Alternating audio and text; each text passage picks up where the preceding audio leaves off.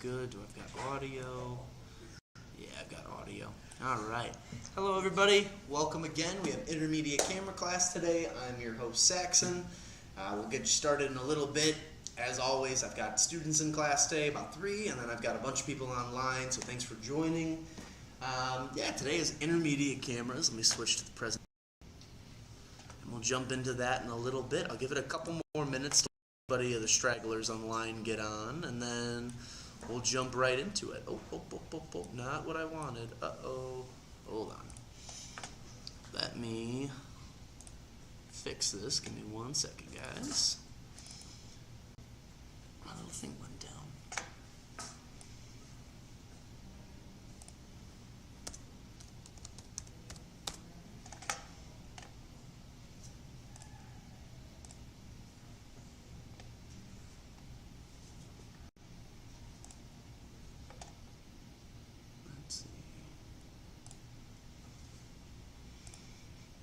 I love technology. Sometimes it doesn't want to work for me. It's amazing. Technology is really great until it doesn't work. Until it doesn't work. Exactly. I know. Isn't that the... It's unbelievable. But That'll I be think... model from our generation. Yeah. Alright, I think I've got it now. Oh, wrong thing. This guy it? Will that do it? Alright, I think that did it. And I'm still on. Awesome. All right. All right. Well, welcome everybody to Intermediate Camera. I'm Saxon. So for this class, we're going to be going over a couple things. The big thing we're going to go over, so last class we did a tour of the camera. We learned how to shoot through your pictures, take a clean photo, but we primarily stuck to auto or automatic. Today we're going to be talking a little bit more about the settings. We're also going to go through a couple of photo examples, and I'm going to break those down so we can better understand them. We'll talk about lenses, and then we'll talk about some other terms and things that you should know with cameras. So without further ado, let's jump right into it. So intermediate camera. So from the last class, we kind of talk about going for your graduating from your phone, moving into a camera of some sort, whether that's point and shoot or that's technically point and shoot from last time, and then we have our mirrorless as well here. We're going into DSLR. The reason you want to do this is because you've shot with your phone or you've shot with your entry-level camera, and now you need more. You've done as much as you can with the auto settings. You've tried to learn your camera in and out, and you feel like you've gotten to a point now where, I don't want to say you're stuck, but you can't get anything better, or you can't anything different from what you're currently doing. So going more advanced usually gives you more bells and whistles, as we like to say, and those bells and whistles may mean nothing to you if you're a beginner photographer, but they could also mean the world if you're more advanced and you've learned kind of the terminology, or you've learned what you're looking for exactly with the camera. When I usually get customers who first come in, first thing I'll tell them to buy is a camera with a kit lens. You get that, you get a better feel for what you've got in your hand, and you can understand how to use the thing. From there, you get more advanced, you learn what you need, you start buying more accessories, and you get more familiar with the product and with the camera. But I like to use this very beginning couple slides to explain why I think going more advanced matters. So here we have a difference between snapshots and photographs. So I like to consider this a snapshot, and I say that because it's a very quick photo. Since our escalator downstairs is broken for all my online viewers, you might not know this unless you've been in the store in the last couple weeks, but this is the escalator that currently works on the one side going up. So my students in here have witnessed this little hallway already. As you go up towards our mattress department, we have this beautiful kind of skyline picture of the city of Chicago with buildings that are kind of at this weird, awkward angle that makes them look like they're going straight up. So it kind of makes you feel like you're rising into the skyscrapers, which is kind of cool. And it leads you into our mattress department, which kind of feels like a fever dream. But I really like how they set that up. And so I took a picture of that not long ago. So we have our kind of snapshot of that. This was done with a phone, really quick and easy. I wasn't looking for anything in particular, didn't care about color, didn't care about line movement, didn't care about the horizon. Really just wanted to get a clean picture, or just a photo. We'll call it a snapshot. this was then what I took with my standard camera, and then this was done with no extra filters, no extra anything. This was just not done on automatic. This was done with more manual settings and controls. Color is completely different on this. You can see where the light is coming in. It's not as artificial or as blotched out. The blue of the sky pops a lot more. But the big thing that we talked about in the last class was framing. And this shows a nice clean example of what framing can do. So the picture was taken, obviously, with the camera being off to the center of the physical railings. It was done so where then the walls would look even on both sides, the staircases would be even, and you have a nice horizon line all the way in the back. But really what's showing through is the fact that we took a picture with appropriate lighting, we took a picture with the appropriate aperture, f-stop, and that sort of thing. And so that's really what a snapshot versus a photograph really means. A snapshot is something that's quick, it's easy, it's a way for you to get a photo down, maybe with your cell phone or quickly, just to maybe tell somebody where you're at or to show somebody a really cool thing. But a photograph involves more thought process, it involves more skill, it involves more thinking. And when I say thinking, I more so mean when you look through that camera, what do you see through it, and how can you make that look more sharp or pretty? That's what we're talking about when we're reversing snapshots versus photographs. I have a question. What you got? Those colors really existed like they were, like you've seen them there? Yeah. So I remember going up the escalator and You turn the physical, let's see, what did I do for this one? Shutter speed I kept at a traditional setting. The aperture I kept it wide open because it was more of a full shot. My ISO though, I kept that a little bit lower, and I also tweaked my exposure compensation down. So we talked a little bit about exposure compensation, but that bar that's like -1 or -2, -1, 0, +1, +2, I turned that down to make it a little bit more dark. Naturally, the ISO will bring in as much light as possible, but because I'm playing with the filter of that, I can naturally start to make areas like this feel a little bit more dark when there would be more light on them. That would then also help bring the blue out a little bit more, and depending on the camera that I used, which I used a Canon in this case, different brands will have different coloration on there. So Canon's well known for their color, for their saturation of color. So that's what you're looking at here. I wouldn't have seen that. I would have seen the first snapshot. Yeah. I wouldn't even know it was there. It's all it takes. I mean, sometimes, again, with the way I set my camera up at home, I personally have it set up so it takes film picture, or it takes a film-like photo. So the color of it is set up to be a little less saturated. The ISO is set so that way it has more of a grainy film look, and if you zoom in, my photos don't look the best when you zoom in, but from a distance, they have a certain color spectrum to that you wouldn't get if you just used a regular iPhone or if you used a regular camera, because of the way that I've tweaked it. So it's that thought out process, or that just thinking a little bit as you're taking the photo to, what's the word I'm looking for, to exemplify or to like really show off certain qualities. So the thing I really wanted to show off on this one was the reflection that we're getting off the metal and the glass, but then also the color that's naturally coming from that you probably wouldn't see with the standard eye, but as soon as you start playing with the camera, you can kind of bring those out. And from the snapshot, you got rid of that over brightness Exactly. that was happening. And a lot of that has to do with the ISO, but then it also has to do with the exposure compensation. That exposure compensation does help a lot, and it. So even in nature, like let's say you focused on a flower, you could set the camera and actually capture more of the color in it? Absolutely, you could, yeah. Instead of the sunlight maybe overwhelming it or something And like that could be the exposure compensation. Turning that down a little bit could help with that, because it'll naturally darken some of the aspects of the photo. Okay. So depending on what your ISO is at, that'll bring in a good amount of light to then help kind of really shine on that without making it too light, but without making it overly dark. Okay. You get nice darks and lights from something like that. Now, if you would take that picture with the automatic setting, would it look like that? Probably not. Only because the camera itself is going to try to take a standardized photo based on what the camera sees in front of it. So the camera is not necessarily looking at these finer details like the shine and everything else. They're looking at it and saying, is the object moving? Yes or no? So we would say no, because we're taking a picture of the wall. Is the light in, or is the object that we're taking a picture of in light? That's the next thing the camera is going to do. So it's going to dictate what its ISO needs to be. And then the next thing it would do after that is dictate how far the object is away so it knows how to focus. So when you're shooting an automatic, it's going to take a good photo, but it, in theory, shouldn't take a photo like this because of the color and everything else. Now it could, depending on the camera that you're using and then what settings that you've put in with auto, but typically an automatic photo could still take a clean, like the same parameters and everything. I don't think the color will necessarily be there. So step one, and I think we talked a lot about it in the last class, is learn your camera. I like to use this example. So on accident I put two pictures of the Sony lineup on the left side there, but that is the current complete list of all Sony cameras, minus a couple different ones that are now new on there.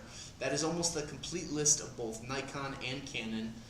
There's a few new ones out there, but again, not as many. But there are a lot of different cameras out there. They might all look very similar and they might all function very similar, but they all have differences and key differences to them. That's why Sony, Canon, Nikon make so many different models.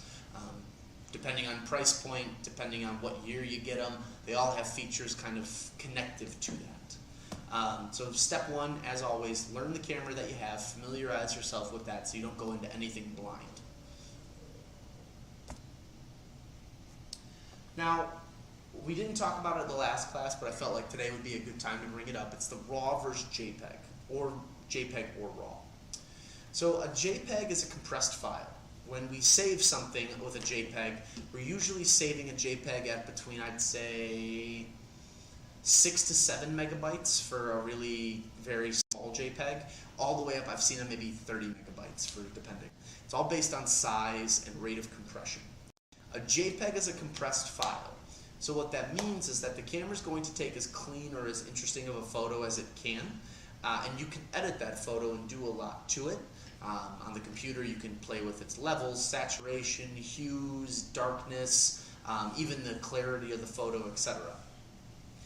But you're limited because of the file format. There's not a lot of information for the editing software to play with, so it can only edit the photo so much.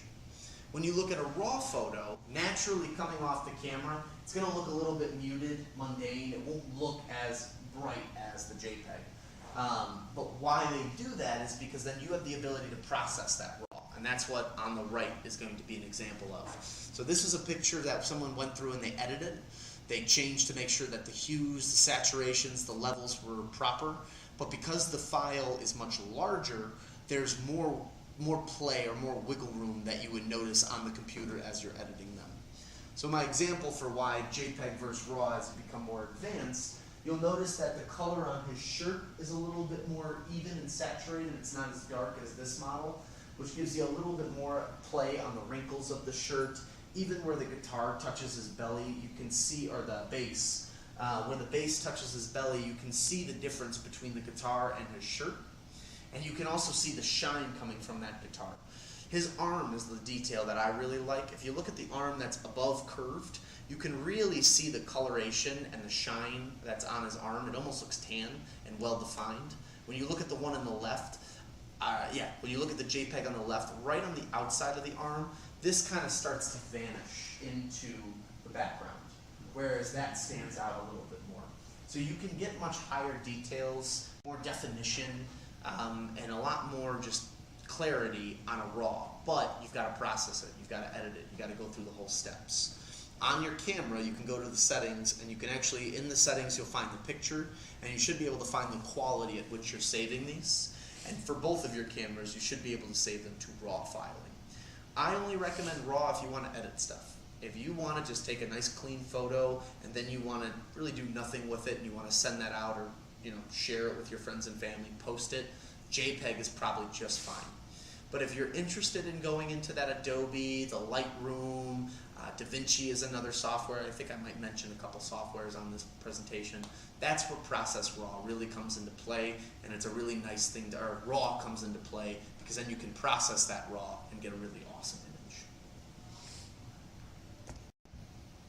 I do talk about editing software. So here's my editing software. Photoshop is one of them, very well known. Lightroom is becoming more and more popular. Differences between them, Photoshop gives you a lot more control and ability to edit and play with things, which I really like, but it can be complicated if you're brand spanking new to this.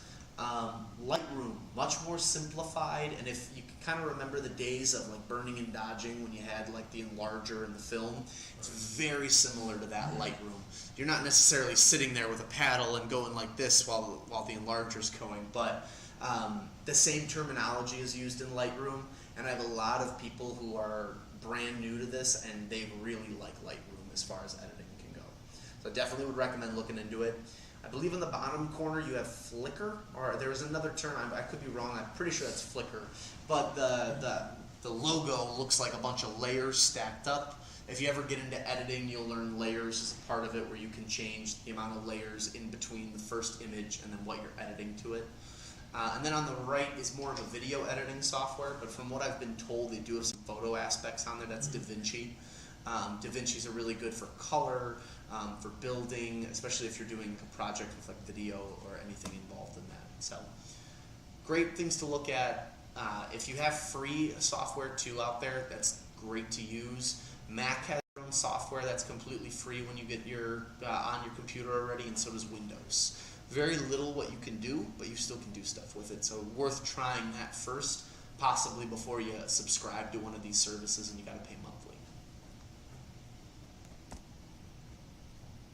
Now we talked about it last week, but I feel like just doing a refresher before we get into the exposure triangle is appropriate. The mode dial. So last week we really focused on automatic, and we kind of touched base on everything else lightly. I believe the next slide I talk more. I'm just to redefine them. So your next steps on there. Last class we really dived into what's on that dial. There could be a lot of different stuff, but these are the 5 that I would say most people are gravitating towards, and if I really had to say, it's mainly those bottom 3. But to give you a kind of a refresher, automatic does everything for you. ISO is controlled, shutter speed is controlled, and aperture is controlled. All you do is decide the focal length, point the camera, take the picture. Program automatic is basically the same thing, but you can decide and pick and choose what is auto and what isn't auto.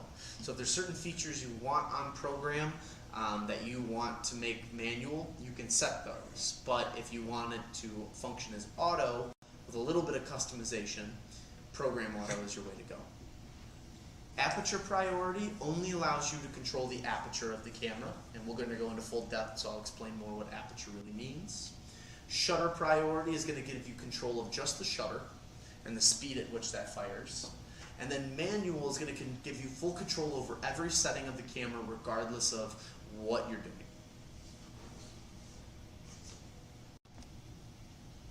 And without further ado, I bring the very famous exposure triangle up. So the exposure triangle equates to 3 things, and we can think of it as a pyramid.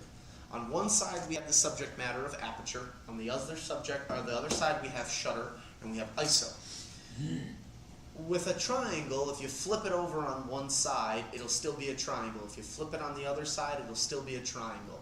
The idea is that you can just do one of these settings, or you can control all 3 at the time.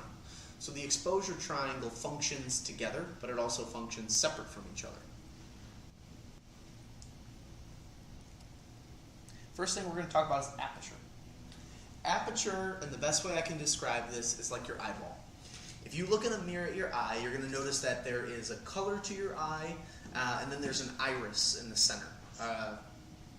Yeah, I believe that the little black dot's called the iris. Could be wrong. The whole color could be the iris. Regardless, you got a little black dot on your eye. When you are outside in the light, your iris will get really tiny. And that's because your body is taking in so much light that naturally your eyes don't need to be wide open, so it makes it smaller to control the light that's around you. When you are in the darkness, though, on the other side, you don't get to see a lot of light, so your iris opens up even bigger, allowing you to see everything. That's why, if you ever go from, let's say you're working in the basement and it's real dark down there and all of a sudden you walk outside, that's why your eyes really hurt when that happens. It's because your eyes are wide open and when you're in the darkness, but then as soon as you move into light, your eyes are bombarded, and so it hurts naturally. Well, how that relates to cameras is the higher the number, the smaller the dot is on the camera. Now, on the inside of the camera, you have mechanical shutters. Those shutters basically, as you go, will make the circle smaller or it'll make it really bigger. And these numbers are associated to that. Now, there's two schools of thought. The bigger or more open that the camera's aperture is, the more light that gets let through. But also, and the main thing we'll be talking about, is your background to foreground separation. So with the f/22 that we see up here, it's a very small circle. And when we look at the little picture that's associated with it, we can see the person standing in front of the pyramids clearly. So where f/22 or f/32 might, 22 would be the highest, but where f/22 comes into play is the fact that when we have light coming into the camera, and we see, let's say, our family in front of a beautiful monument, we probably want to get the monument and our family in the picture. We don't want to separate the two, and we want to show off, where we vacationed or where we're visiting. But let's say this is the grandkids or the kids, and you don't care about the background that's behind them. You only care about them. A smaller number would come into play for this. And as we can see our person, but we can't see the light, or we can't see the objects behind them. So that's where this then comes into play. So aperture gives us control over the foreground and the background separation. So with f1.4, we have no background, but we have a person. As we slowly start to unblur that guy and we go higher up on the scale, we can slowly start making out that we have a background. And I have some examples to show why this would be important. But does that make sense? Let me just see, I heard this guy beep a couple times. I don't think that's anything here. I think we're good. Some examples I have of that. So on the left, we got our dogs. We've got one dog, Snoop, and then we've got another dog in the background. Now, I can tell that's a dog in the background. So the blur on there is good, but it's not blurring it enough where I can't make out what the background is. So if I go back to that last slide, if I had to guess where we're at with that one, I probably would say it's an f8, 5.6, or 4. Just because I can make out the fact that it's a dog, but I couldn't tell you much else from that. I can kind of see the pink collar, so maybe it's a girl dog. But other than that, I couldn't tell you the breed. And I couldn't tell you where it's staring. It could be staring kind of at us. It could be also staring off into the distance. On the opposite side, though, I have my squirrel.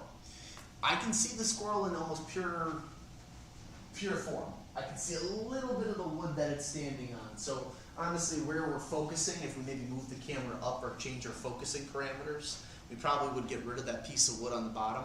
But I can make the squirrel out completely. Now, as far as the background, given the color and given that that's a piece of wood that he's standing on, it's most likely in the trees, and those are most likely leaves behind it. But without knowing, all I can tell you is what that color is. I can't really tell. So in that case, now I think we're closer to an f2, maybe a 1.4. I don't think a 2.8, because in 2.8 you can still almost make out that pyramid. But when you get to 2 and 1.4, you really can't tell. So you know your settings, you know where you're at, but you just don't have enough detail to see it. Maybe there's a parking lot behind this guy, or another branch. Maybe there's another squirrel behind him. No clue. The other thing with aperture that's very important is bokeh.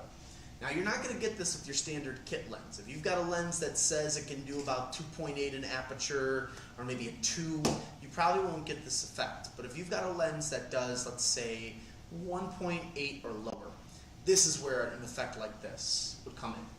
Now, the lights behind there, these are most likely Christmas lights or our traditional wired lights that we use during holiday season. Because we've blurred the background out so much and our subject matter is right there, we get what we call bokeh and bokeh dots. The bokeh dots, or the bokeh effect, turns light into circular dots that add a little bit to the physical view. Keeps our first main subject matter in display, but then it turns our background into either unrecognizable or maybe some artistic choice if we choose. But I get a lot of people that are after the bokeh effect because it truly means that you focused in on your subject matter to perfect clarity. Now, with the aperture setting, why use just aperture priority? So on the camera, on your dial, you'll have a dial that'll say AV, and that'll be for aperture priority, or it'll say TV. The aperture priority is used because you're someone who, let's say, you are constantly in and out of different environments. You're going indoor, you're going outdoor, you're in an overcast environment, you're in a very sunny environment. You really wouldn't want to be controlling your shutter speed because maybe the pictures that you're taking aren't moving. Let's say you're taking pictures like this. Not a lot of movement maybe in the water, but it's primarily your subject matter and then the beauty behind her as well too. So in this case, I probably would want to use an aperture priority because I want to make sure that I'm getting the full background, this beautiful sunrise or sunset that's going over a horizon line. We have her standing in front of what looks like a waterfall or a little river, and then awesome rock formations that we really want to get into that. So the picture is just as much about her as it is about the whole background and the whole thing. So aperture priority would come into handy. But really what aperture priority is for is people who want control over your foreground and your background.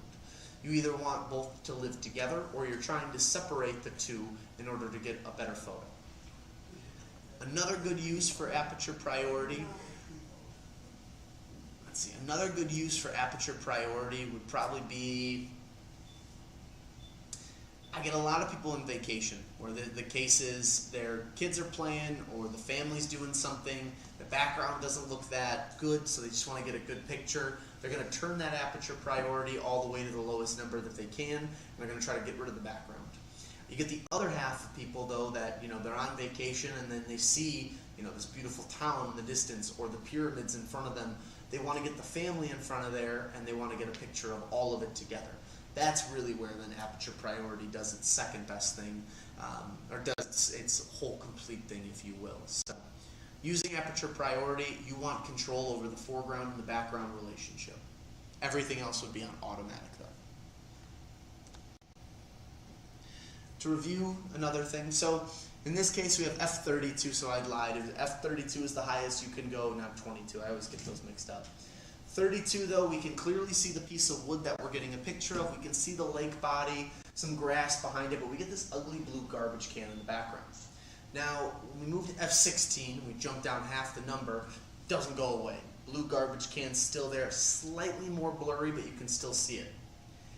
F6.3, I'm starting to lose that garbage can, but I can still see something's there. I just don't know what it is. F2.8, I don't see any of it anymore.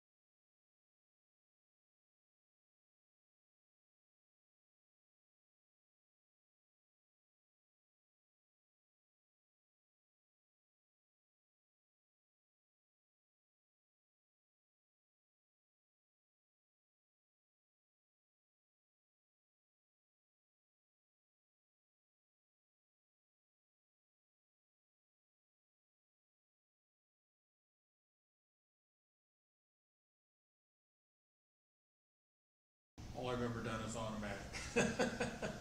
Most people do. I like to teach this because I think for the most part, this is obviously on your camera. It's included with what you got. If you can learn how to do this, you might get a lot more than what you'd get out of automatic. And like for me personally, I shoot on auto most of the time for the work that I'm doing with my camera.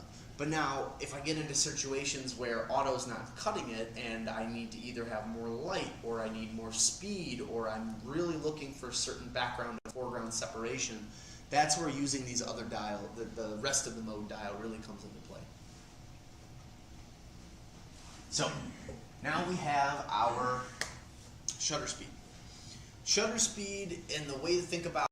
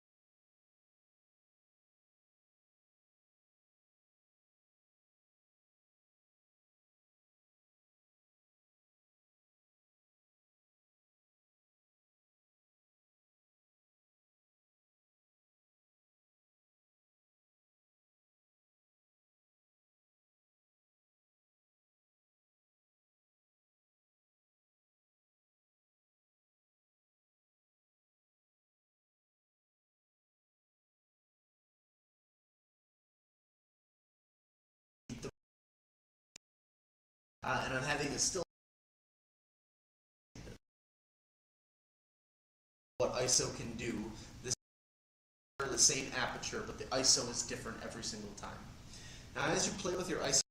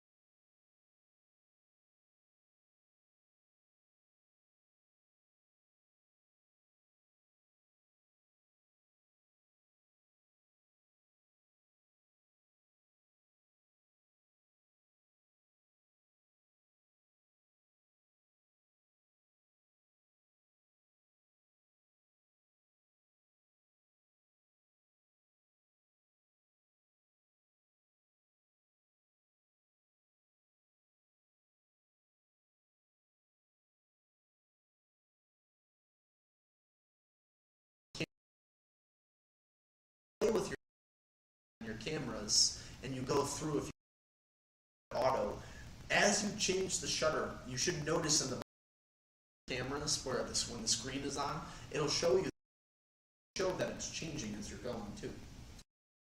Important. More drag.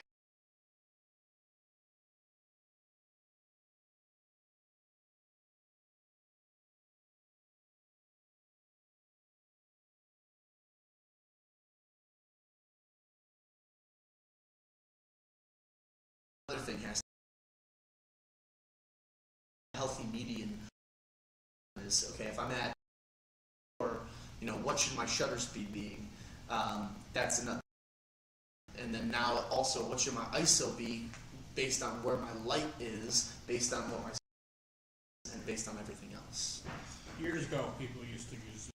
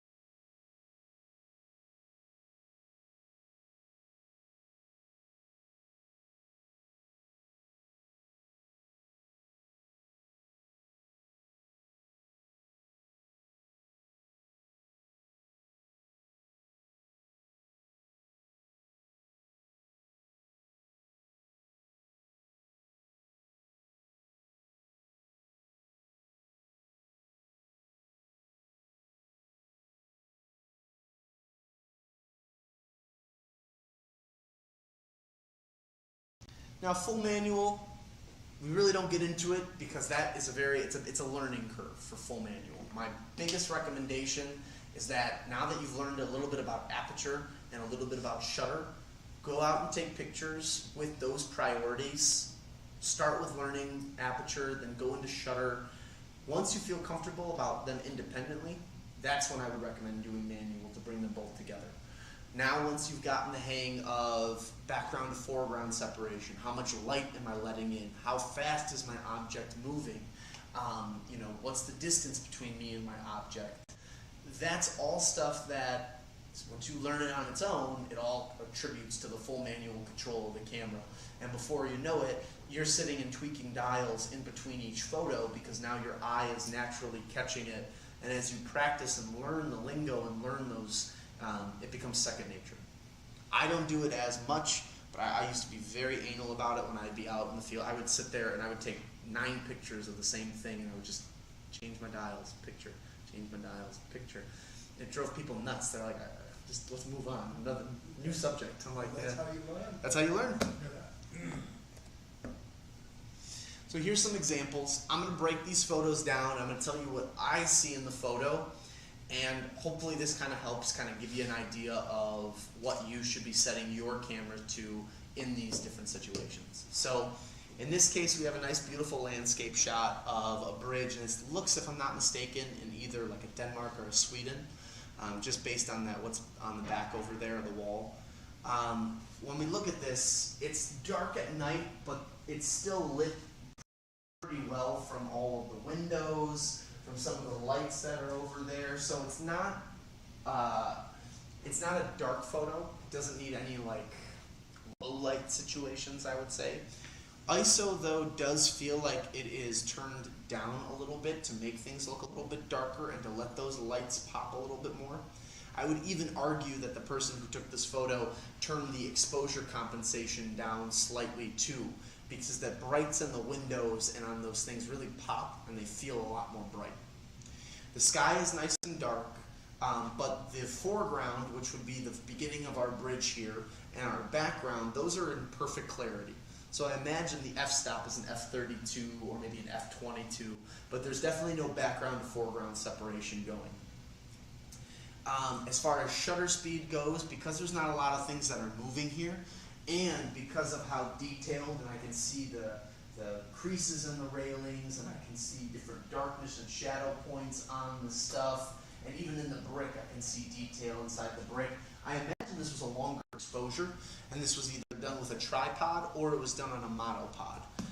But if I had to take a guess, I probably would put this at maybe like 1 500ths or 1 600ths of a second, just to gather in more information and to give more saturation to the photo without having to do any heavy editing.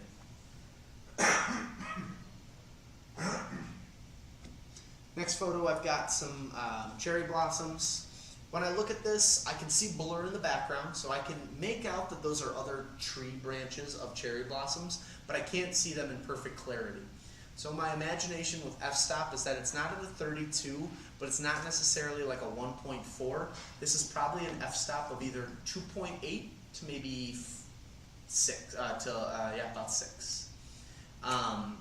From there, I see that these guys are all in full detail, but there's a lot of sunlight out there.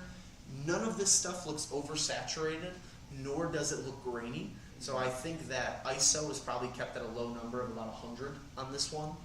And then as far as shutter speed, I don't see any of this stuff moving unless there's maybe a light breeze. So shutter speed, given that none of the colors are overly saturated and nothing is very bright or vibrant, not to say the pink isn't bright, just given that it's there, but like, for example, I can tell that the bottom of the buds that haven't popped yet are a darker color. They're not overly dark to where they're taking over the rest of the light pink or the white. So my imagination is that the,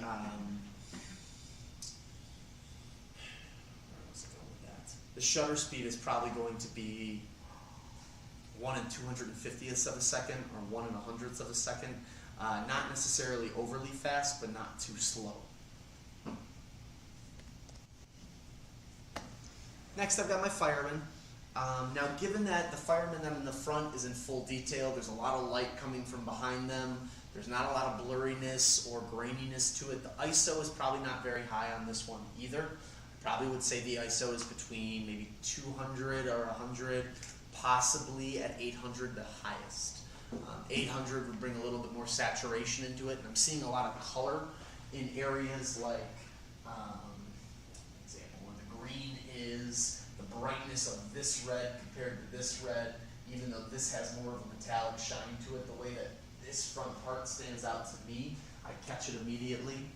The detail in all of his gear on his chest looks very detailed and bright.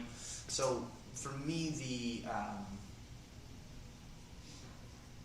where was it going with that? Talk about the background. So yeah, okay. Let me start from the beginning on that one. I lost my train of thought.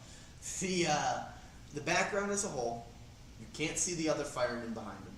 You can see the main part of there. You can tell that's another fireman based on the face structure and the helmet, but you can't see him in perfect clarity. I don't think that's a 1.4. I probably would say that's a 2 or a 2.8, but no higher than 2.8, probably a 2. The ISO on this guy, that's where I was at. The ISO on this one would be anywhere between, I'd say, 800 to about 200. Maybe 100, but that would depend on how low lit this area is. But I would say between 200 and 800. As far as shutter speed goes, unless they're moving at a faster pace, which I feel like this photo is probably staged in some case, they're probably not moving fast enough that shutter needs to come into play that much. So 1 in 100ths, 1 in 250ths of a second. Exposure compensation might be into play here because you do have some intense shadows coming from the helmet coming down, but that also could just be because you have light shining from behind them. And therefore, as the light moves over, it's naturally casting a shadow on the one side of his face. Here we have a ram.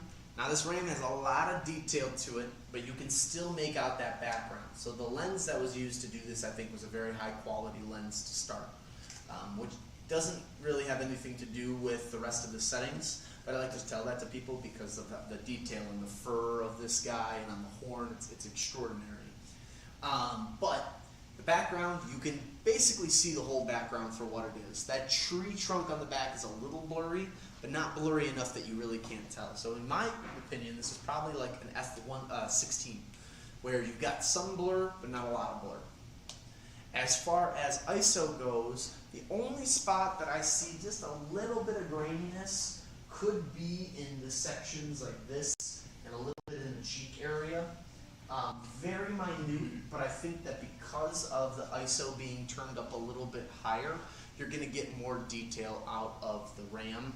On top of that, too, the graininess that you see, I don't think really is very apparent, nor do I think that it's bothersome. As far as shutter speed goes, I probably would say very similarly that this is not a fast shutter speed, only because we don't really have a lot of movement here. Now, given that the ram could at any point in time just bolt and start running, maybe they have it at a faster shutter speed to be on the safe side. That would also help explain why they have such deep color and saturation in the fur of the animal if they're going at a slower shutter speed.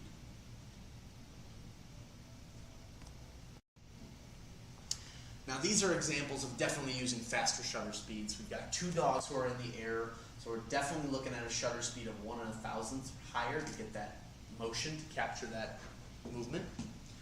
What you will notice on the one on the left, though, is that they were probably in a parking lot situation. To me, those look like cars in the background. So this is most likely a park of some sort. People are parked over there, and then this guy's playing with his dogs in some other section. But it's blurred out enough that I can't tell you that those are cars or not. I can just kind of tell that those are headlights. So I probably would say that this is an f1.4, maybe an f1.2, which would be the lowest that you can go.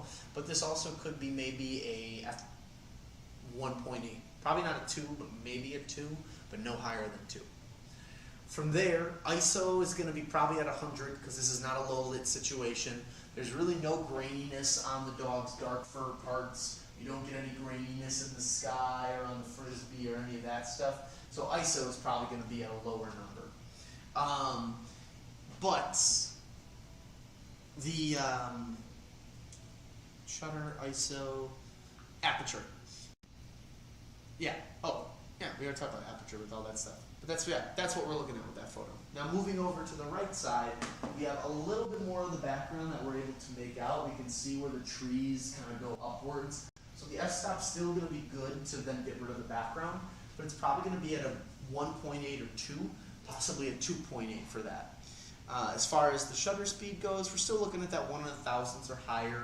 Given how fast dogs run and jump, I probably would put this at like an f2000, or sorry, at a 1 in 2,000ths of a second, given the speed. And then as far as graininess goes and anything else, ISO really doesn't come into play because of how light it is outside. So I think having ISO at 100 would be just fine.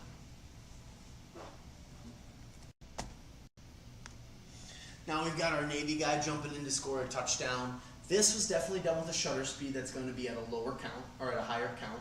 We're definitely looking at about a 1 in 1,000ths or faster for this. To get the football player in full motion, his leg is probably the fastest thing that's moving on his body right now as he's running. And the fact that we're getting the cleat in full definition with all logos on there, that's pretty fast. It's pretty impressive.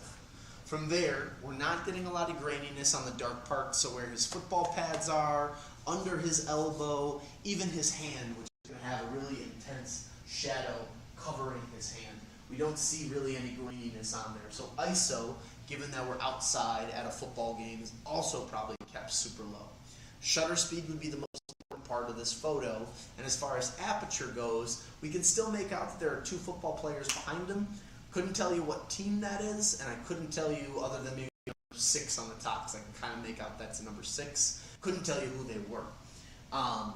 But they're there, they're present, and we can tell that they're football players. They're not just blobs. So the background itself is probably at that f16, possibly a little bit lower than that. I would maybe say f8, probably not anything lower than that. I think this is my final one. Now this one is an example of long exposure again. As you look, you can see wisps of light. It's a little tough to tell just given what the environment is, but if you look right in this section, there's some light wisps that cut through. And I can also see the same thing right there and a little bit right there. So my imagination is that there's a train that's cutting through on this one. Now, I see graininess on the very top of the photo, towards the sky there.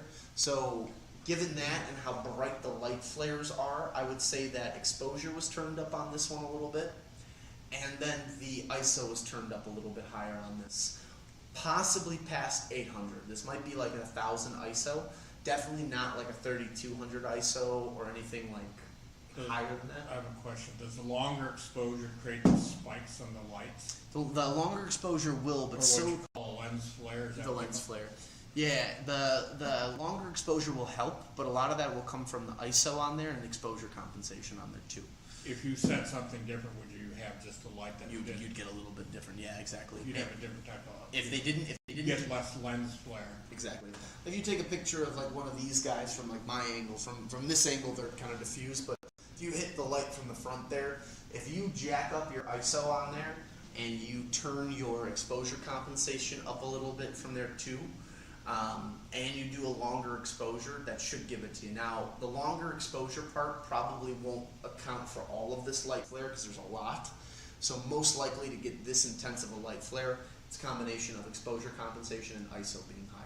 That might be what they're looking for. Exactly. And that could be what they're looking for. Now, this could have also just happenstance by how they took the photo. I think the main point of it would have been the fact that the bike is here. We can make the details out on the bikes to see even the chopped up parts on the bottom there. But what we're seeing mainly is the fact that there are light flares going across this, which means a train or some type of movement came through, mixed with a camera that's now much more sensitive towards light, because we're probably, maybe 10 or 11 o'clock at night. You've got these lights going to illuminate the train station, but it's dark outside. So if he or she left it any lower, it probably would have been much darker of a photo. By turning everything up, you're going to get these light flares, these kind of nasty prickly lights that come out and they're intense and they block out a good chunk of the photo. But yeah, that could have been a tip. The human eyeball doesn't do that, but no, the camera does, and that's camera, was that what the effect of What's the exact effect of that? I have to imagine that it's part focusing. I mean, There's probably something in physics that applies to this. I'm gonna look that up as soon as we're done. I'm gonna look that up because I'm actually curious what causes light flare within cameras. Now we'll jump into some lenses, but before, I like to always put a few quotes in here. So, learning your camera is only the start. Anyone can learn to use a camera. It is so important and so detrimental to camera use. You gotta go out and practice. And I think I talked about it last class, joining clubs, becoming parts of groups, taking more classes, doing online stuff. But literally anytime you leave the house and you're going somewhere exciting, just bring the camera with you. I was recently at Wrigley, and I brought my camera with me to Wrigley Field, and they have no problems with you taking pictures of everything in there as long as the camera is within a certain range. They don't want any telephoto lenses for you to take pictures of the players at the bat. But like my lens is an 18 to 55, so it's really no bigger than this. On my camera body, it probably doesn't come out more than about 4 inches, so they let me get through the metal detector with that. But I take it with me wherever I go, and I get people who enjoy that because I get pictures of us together or them, and then I send them to them. But in reality, for me, it's just more exciting for me to, number one, document where I've been, explore and see new things, and archive them for later. So on a rainy day, if I want to, brighten myself up, I can look at past vacations or trips or fun stuff. But then at the same time, too, it really gives me better control and use and learning of my camera. There might be something on there that I experiment with for the day that I've never tried before. And sometimes I do that for myself. I'll go out and I'll say I'm not going to switch my camera from 300 ISO. I'm going to leave it at that and we'll see what I can do. I learned that in college, and I actually, not long ago, I had a girl who came in with her mom. She was probably 16 or 15, and she was like kind of crying because her teacher gave her an assignment where she had to use a certain ISO with a certain f-stop, but she could do whatever shutter she wanted. And she was like, I don't understand, every photo I take is turning black, everything's dark and this, and I'm like, well, the parameters that he gave you, he wants you to take pictures outside. I was like, you need to be in intense light to get the photo that he wants you to get. But we were able to figure that out and do that stuff. But sometimes it's nice, and you challenge yourself like that, you'd be amazed at what you can accomplish or learn just from giving yourself your own parameters. So best camera accessories, practice is number one. Classes are huge. Definitely can't tell you to do classes enough. YouTube channels, I mean, my biggest recommendations to so many people is go online and type in your camera model on YouTube. You'd be amazed at how many videos are out there. I'd say for both of your cameras alone, there's probably 500 plus videos on both of your cameras. Now, those guys could be talking about the same thing every single time. Some people might throw in a nugget of information that you've never heard before. So definitely always worth it. I would say that if you think you know everything about your camera, there's probably something you don't know about your camera. Workshops are great too. I've got a couple people who come in here who are part of clubs and clubs at the Botanical Garden. There's that O'Hare Club that comes in here every once in a while to pick up new equipment. They're awesome. Just groups that love taking pictures. And then my favorite, still traveling. When I was on my cruise in November, I brought my camera with me, and that was still one of my favorite things, was taking all those photos. And now when it was snowing and it was cold, that was like my favorite thing. I would go through and look at my photos and be like, that's a nice sunny beach, oh, nice pool. And it was cool. It was fun.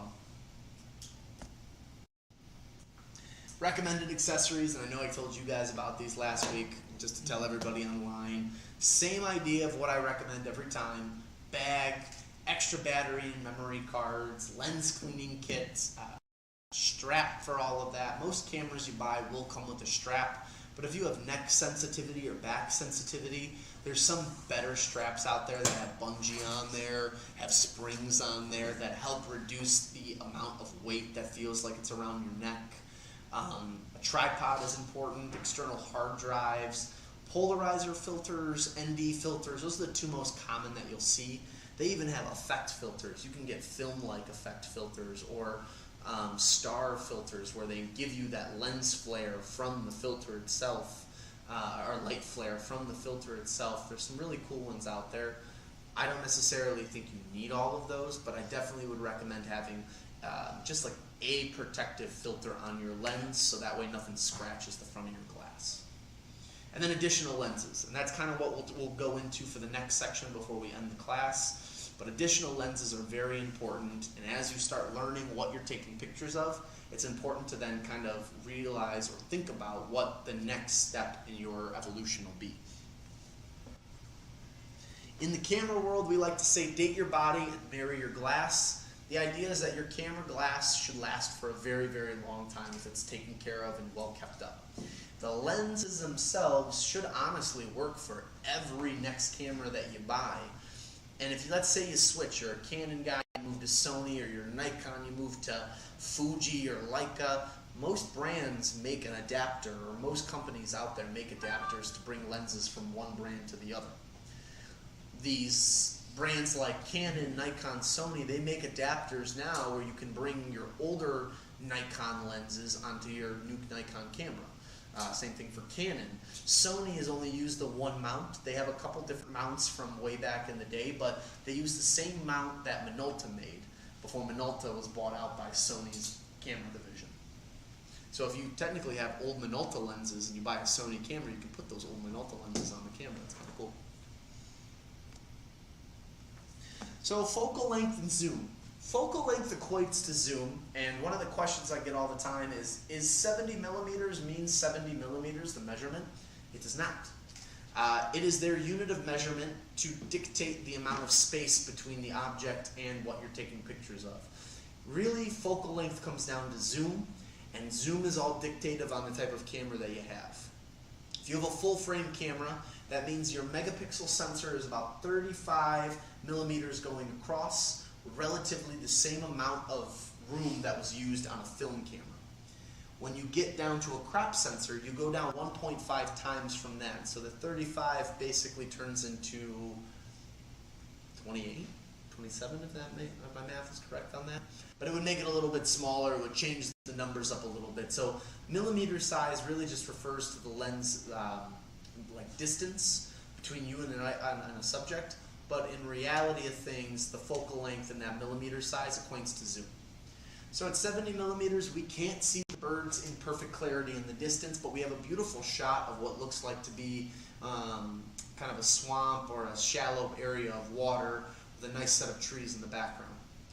As we move into 105 millimeters, we're now getting closer to those birds, and we're starting to chop off the excess that was around us. 200 millimeter, we're almost on top of the birds. We have gotten rid of most of the excess background on there. And then when we get to 400, that whole body of water that was in front of us is now completely gone. We just have a little bit of a shoreline where it was. But now we can really see that pack of birds or that grouping of birds in better clarity closer to us. But when you think about it, if this is where you're starting from at 70 millimeters, that's how far in you're zooming. So that's probably a good 100-something feet that you're able to get through to get to your subject matter. So in your case, with the lens that you have, you're probably not going to see something like that until you get the bigger lenses. I'd have to get a bigger lens to Exactly. get closer. It's like buying a telescope. Exactly. In your case, though, you've got it all in one. So yours is going to give you something like that. And because yours, I believe, goes all the way up to like 2,000 millimeters when you do the math on that guy, you're going to get even closer if you choose to do so. Typically, depending, as you zoom in closer, that's where blurriness and graininess can come into hand. So it's important when you start to zoom in like that, you might want to look at a tripod or a monopod, something to give you that extra stability, so that way you're not shaky with it. Yeah, if you have a big lens, you're going to get, Yeah. harder to hold. The monopod, that's that stick. The stick, yes. They make one, some people don't like it. I like it because usually it's like something you can wear around your wrist. But what I like about it is that, let's say you've got some rocks below you, if you can jam it into a rock of some sort, you really can get a good hold. And with that, what I usually would say is push down on it. When you push your weight down into it, you're going to get less shakiness, more stability with it. If it's still too shaky on you, they make monopods where they have 3 legs that pop out on the bottom. Those are going to give you a little bit more stability. So I definitely would recommend those. Typically, they're a little more expensive and they're heavier. That's my only complaint by them. So it's dependent. But a lot of people who don't want to chug around a giant tripod, whether it's aluminum or carbon fiber, a monopod works really good. It's still all dependent on you with that camera though. So if you naturally have a shape to your hand, the monopod reduce it, but it still might be there.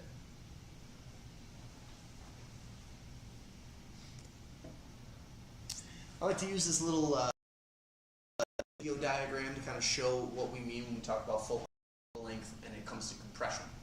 So subject matter or people in photography is probably the first thing we ever took a picture of. I had to think about that for a second. I think before we could do anything, we were taking pictures of each other before we started doing more scenery stuff. But focal length on the lens will equate to the compression that we see within our subject matter. Typically, the wider angle that you're going to have, the lower the number will be. So they consider wide angle to be anywhere between about, let's say, I'd say 0 millimeters, which would be impossible. I've never seen that before, but probably something like 8 millimeters, I think is the lowest I've ever seen. So 8 to about 20, 24. That's going to be your wide angle spectrum. If you were to basically say that this was your lens right now, if you open yourself up and give yourself more of a wide parameter viewing angle, that's wide angle. As you get from about that 24 to about, let's say, 85, 100, they consider that the portrait area. That's a pretty wide number. Technically, I like to say that between 8 and 35 is more of your wide angle, but some people will make an argument with me. Then from 35 to 100, that's your portrait area. I like the 35 millimeter lenses personally because for me a 35 millimeter gives you both a wide angle lens and a portrait lens that leads little to no distortion on the face or on the body. As we get to those bigger numbers, his face gets plump, and as we get to those small numbers, his face gets needly. Once you get past 100 millimeters though, now you're in your zoom photography. Now you're in your telephoto. This is where you see that bird in the distance, the grandkids are playing at baseball, you're stuck far away, the moon, any of that stuff, that's where distance will come into play. Now, when we look at this, it's important to remember that this is just for portrait. This is just explaining compression as far as face and as far as body with the number that we're associating it with. Now, depending on the subject matter, we can see that on things other than just humans. So it's something to keep in mind.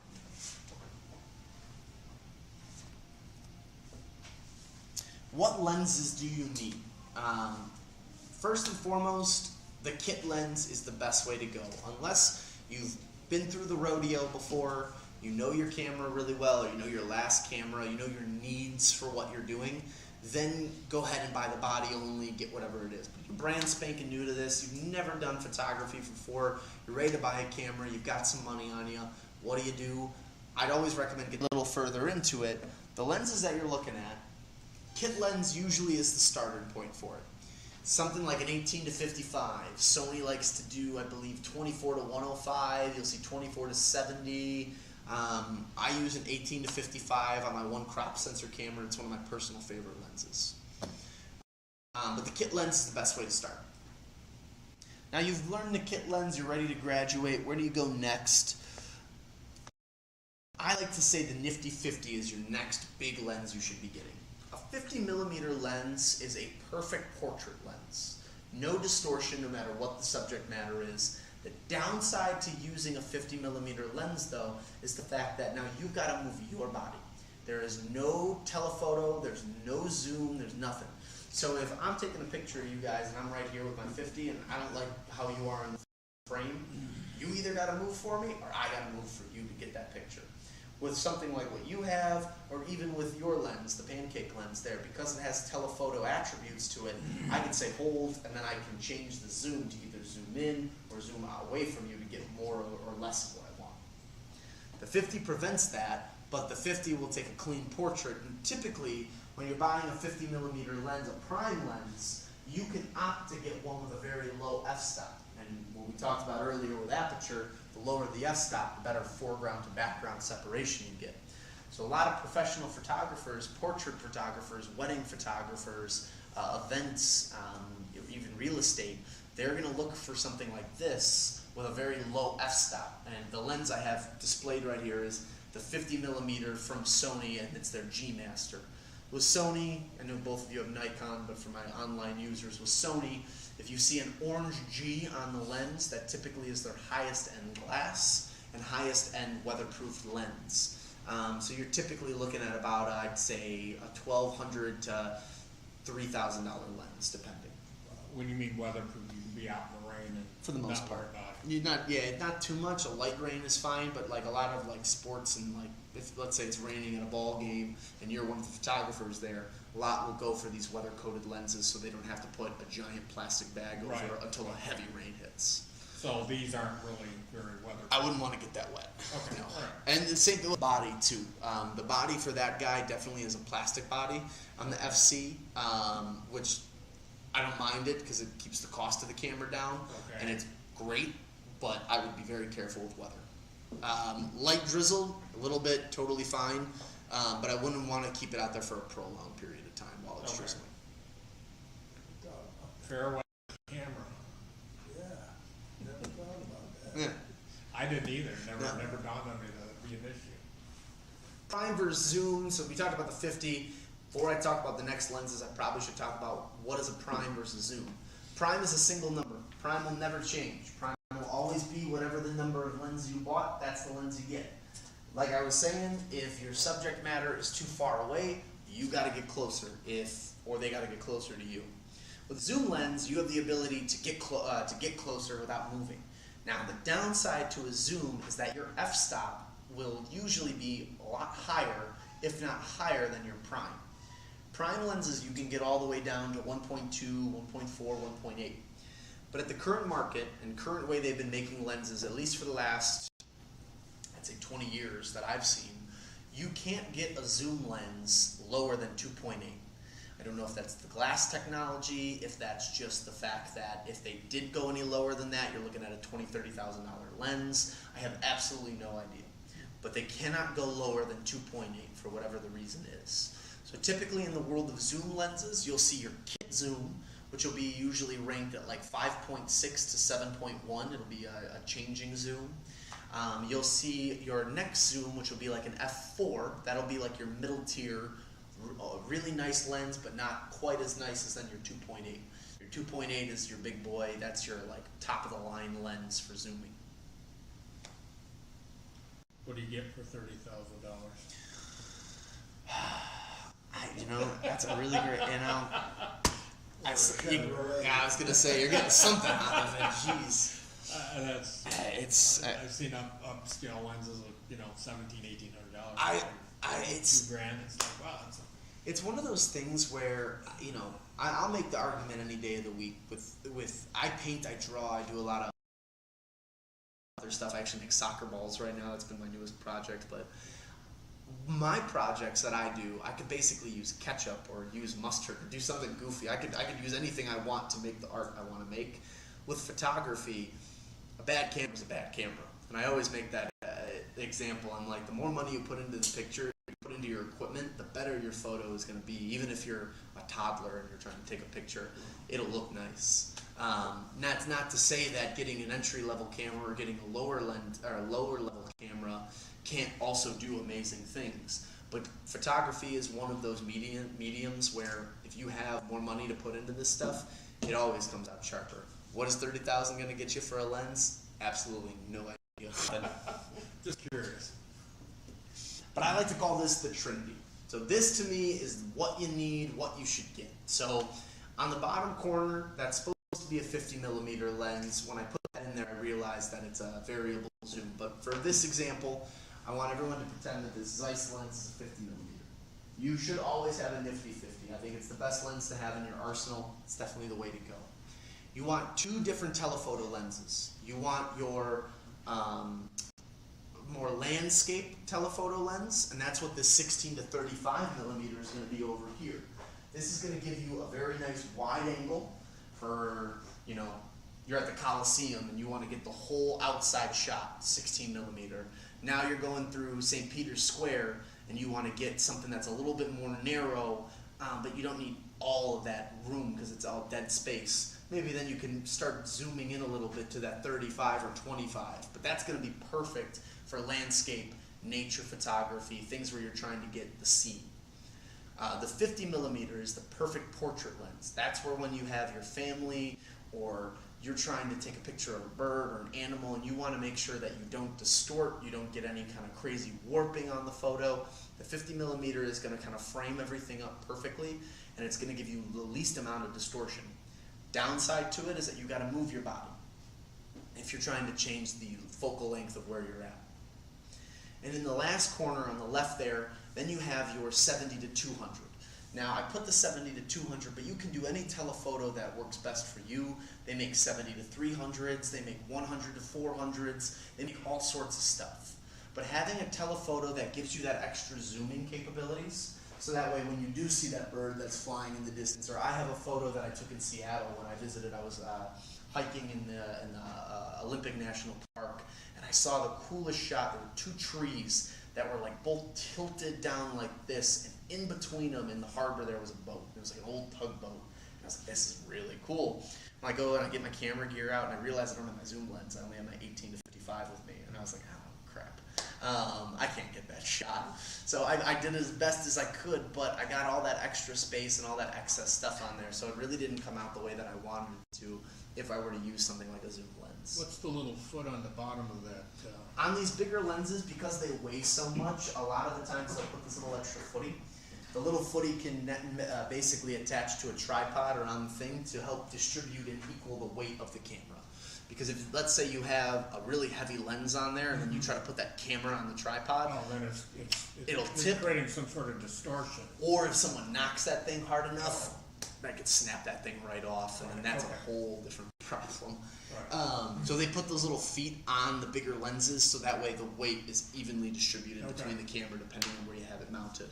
You might have, no, but they actually, you can see on this model, oops, oh, we got the little string there, I got this. You can see on this model, they didn't put it directly underneath your camera. They put it over on the side there so that if you do use a tripod and you're zooming, you don't have to worry about it toppling over. Oh, okay. But that's the Trinity.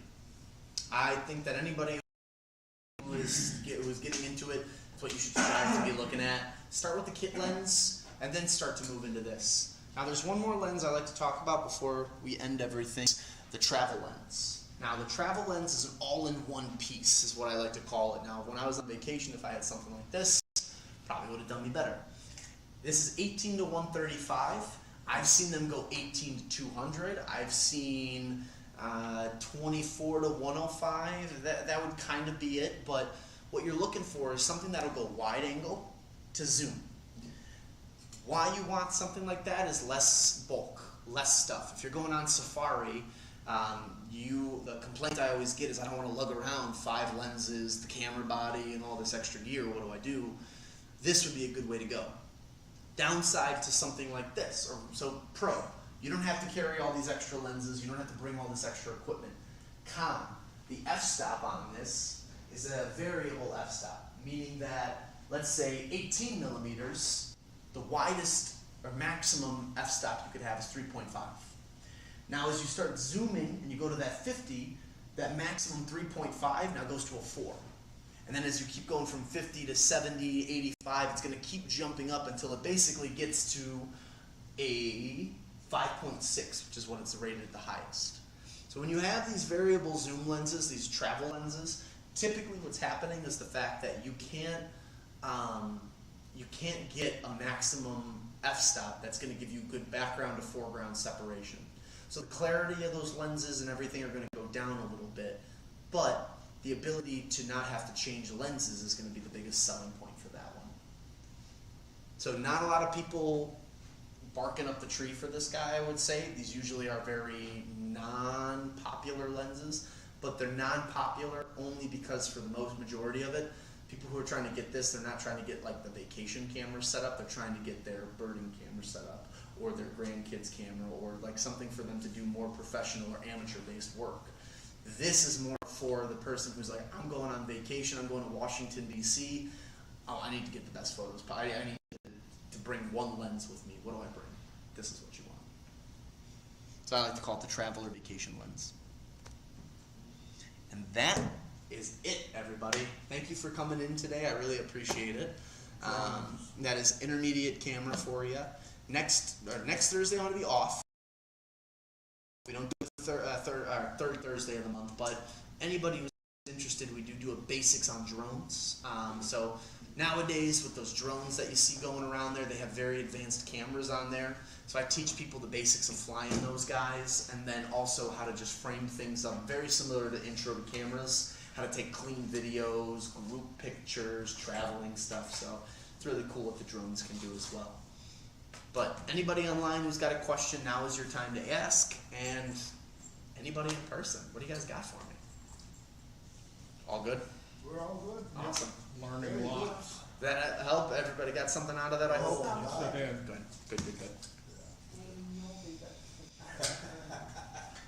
I'm working on I'm debating about now teaching 4 classes. I'm thinking about throwing an advanced class on there. There hasn't been anything official about it yet, but I started thinking about it the last week after we met. I was like, maybe it would be time. So I've been slowly but surely putting together a presentation of what we could talk for advanced. I'm going to have my marketing team and everything start asking, online what they'd like to see on that stuff, but there's a possibility I might next month or the month after start an advanced class as well too for the 3rd Thursday of the month. So I'd be teaching all 4 Thursdays. But yeah, thanks for coming in, guys. Thanks for being here. Thank I really you. appreciate it. Absolutely. Appreciate the school. Of course. And as always, if you got any questions or comments, my phone number, email is on the bottom there, so call me anytime. And same thing, let's say you take a photo, maybe you don't have any questions about the camera as a whole, but let's say you take a photo and you're like, why did it turn blurry? I did X, Y, and Z. Or why is it this? It should look like this. Send it to me, and I can give you some tips and tricks about it. Maybe I can see what you should be doing differently. If you tell me a little bit about what the photo, what your settings were like when you took it, and then you send me the photo and ask me why it looked that way, I probably could get you some answers on why that happened. So I do that for people all the time. That's very Go good. out to some Park District pickleball games and take some action shots. Yeah, there it is. You're gonna enjoy it. Yeah. I love a good game of pickleball. There you I go. remember when I first learned how to play, and then now I'm seeing this professional pickleball league out there. Yeah. It's huge in Florida. Yeah. It's huge in Florida. It looks awesome. It's a cool game, and I like the story behind it too. I'm sure you know the history of I the do. pickles. Pickle, go get the Yeah, ball. go get the ball. Well, enjoy the birds. We're getting to that weather now where finally you get to see some, hopefully. Yeah. Thank you. Anytime, guys. Anytime. Thanks for Are you coming in. gonna fight the Indians for me again? Not so slow. Relax. We got plenty of time. Thanks again. Anytime. Now, the nice part too is that this escalator going down should be good to go. It's only the escalator coming up that doesn't. So And we're gonna have to come and take pictures of the escalator. you coming. gotta definitely check it out. I mean, absolutely. Yeah. Thanks. Take care. All right, online viewers. I'll give it a couple more minutes. If anybody's got any questions, I know I ended not too long ago. So just take a look. Let me know if there's anything that comes up.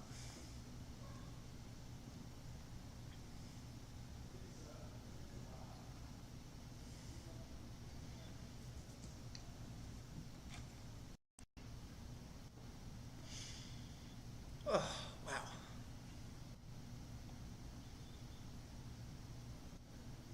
Also been getting a lot less sleepy on the camera. I've been standing now as I teach these classes. I've also had a bunch of people in class with me too, which makes it a lot easier. Yeah. Intermediate is a lot. There's a lot of information to go over, a lot to discuss. It's definitely not the quickest class. I appreciate everybody sticking around for that. Typically, this is my longer one. I normally go till about 7:30 based on when other people get on. So, doesn't look like anybody else has any questions for today. So I'm going to end the class. Thank you all for joining. I appreciate it. My name is Saxon. My email, phone number are on here. They're on every single presentation that I give. So if you guys have any questions, comments, or concerns, please email me, call me, anything that you get. I'm off on Tuesday, Wednesdays, and if I don't get your call, I'll call you back as soon as possible. Just leave me a message, and email's still probably the quickest way to that I respond to. So have a great night, everybody. Keep shooting. Enjoy the warm weather, and I hope that everybody gets a camera and is out there